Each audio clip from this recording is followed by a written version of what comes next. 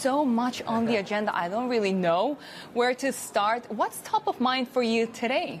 Well, we're building off of a very successful, putting in place the bricks and mortar of the lattice work strategic architecture the president laid out. Very successful trilat in Shangri-La. We have a very successful trilat aerial exercise. On the 6th of this month, there will be a Coast Guard exercise between the United States, Japan, and Korea. And there was a meeting back in Washington, Deputy Foreign Minister's trilat. So those are key components of the president's switch from kind of a hub and spoke to a lattice work security. Obviously, also working very extensively on the other trilateral track, vis-a-vis Japan, the United States, in support and working with our colleague, the Philippines. So those are a couple things. There's economic components to what we're working on. There's a number of investments on both sides, bilateral.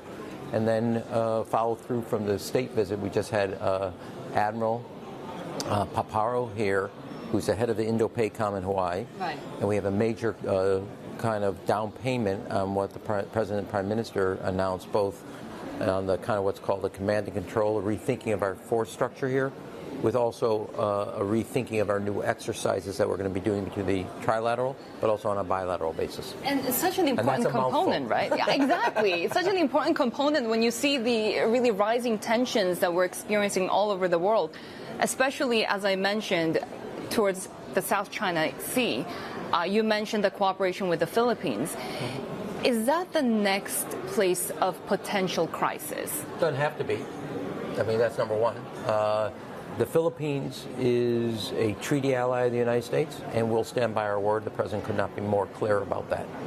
The second is, there's no country in the South China Sea that borders it that China does not have a conflict with, whether that's Vietnam on energy, Malaysia, Philippines. Now, what are the two insecurities of China?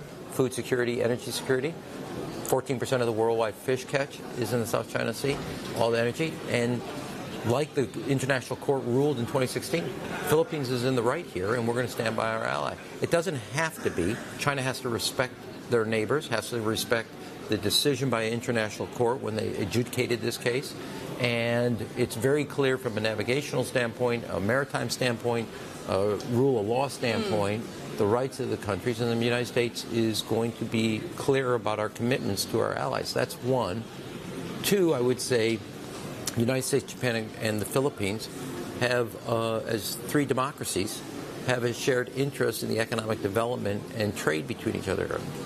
Gina Raimondo, the Secretary of Commerce, was, I think, just 6 weeks ago, led 50 CEOs there. And around that time, Prime Minister Kishida was the first Japanese Prime Minister to give a joint session speech to the Philippine Congress. And we're going to be committed to one of the big things that we announced at the trilateral at the White House was the Luzon Corridor economic development of the port, airport, roads for transportation, distribution, and logistics, that the Philippines could be a key economic driver. And those alliances are so important for the U.S. here in the Asia-Pacific, but at the same time, we're seeing China become more and more vocal when it comes to its pushback against U.S. influence. We're even hearing about the Asia-Pacific NATO or that sort of rhetoric. How much sense does that make at this point? China is not going to win the Good Neighbor Award. They have a problem with India. They have a problem with the Philippines. They have a problem. They're right now creating economic coercion against Japan on fish, even though they're still fishing in that area. They just look like they threw in the towel with Australia on their 3-year economic coercion. There's nobody in the neighborhood that China is not having some type of either economic or strategic challenge with. So none of it's been kinetic. The United States is a permanent Pacific power and presence.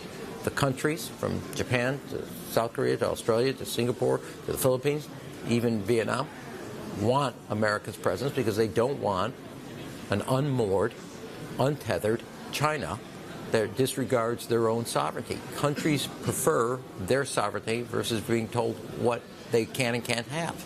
That's exactly what it was adjudicated by the courts in 2016 when they ruled in favor of the Philippines economic zone. We're seeing more bifurcation when it comes to these different groupings around the world, because it's not just China now standing alone. Even Brazil wants, with China, to make a different conference for Ukraine when it comes to its peace plan. You say that, but Brazil's just now taking China to the international system on their tariffs as it relates. So, before you kind of blanketly, and I'm going to say in a broad stroke, what's interesting about what China's trying to embolden what is called the BRICS into something bigger. South Africa and Brazil, two very important countries, are having economic conflict because China's taking their domestic economic problems and exporting them to the world. And the world, from Europe, Brazil, South Africa, India, Japan, other countries, we're not having your problems by over-manufacturing at subsidized prices come into our markets. So China's got a problem because the rest of the world, from ally to not ally, is saying, hold on here. North Korea, another potential conflict zone. And we're seeing these, trash-filled balloons now going over South Korea. South Korea sort of withdrawing from a deal back in 2018 to lessen military tensions there. How big of an issue is this for the U.S.? Well, again, Korea is an ally of the United States. We have our security commitments and economic... How easy an ally is South Korea to Washington? How easy?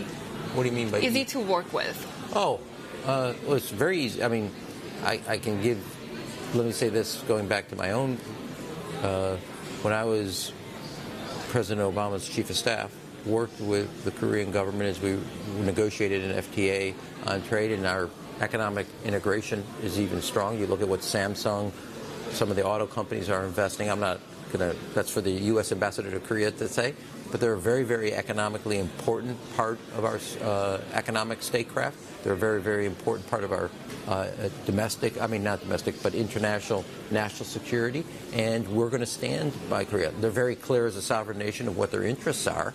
But that's true of any country you work with. But to say, the term, I suppose you threw me off. Wouldn't use easy or hard. They're an ally, they're a friend, they have interests. And the most important thing isn't easy or hard. They trust us, we trust them. And when you have trust, you can get through a lot of stuff together. We're headed towards the presidential elections in the U.S. How are you, as ambassador to Japan, setting up the region and diplomacy, foreign relations here for what might happen in November? Well, look, I mean, everything that President Biden has put together a major fundamental shift in America's policy in the region, from a hub and spokes to a lattice-like work, both on the security side, the economic side, the diplomatic side. And I believe whether it's the trilab between the United States, Japan, and Korea, or the trilab between the United States, Japan, and the Philippines, or the Quad, these will stand the test of the time because they're in our interest. Look, nobody wants to see a kinetic conflict in the region. But I don't think it's breaking news that for the United States, this is an away game, and your allies play a really important role. And the idea that you're going to do something or be able to be an effective force for deterrence without allies, it fundamentally doesn't understand the region. That's different because this is a body of water versus Europe, which is land. So I would say to you is, even though there's an election sitting here today, neither one of us, quote unquote, know the outcome. The trilateral, just take the Korea track, Japan. Two things.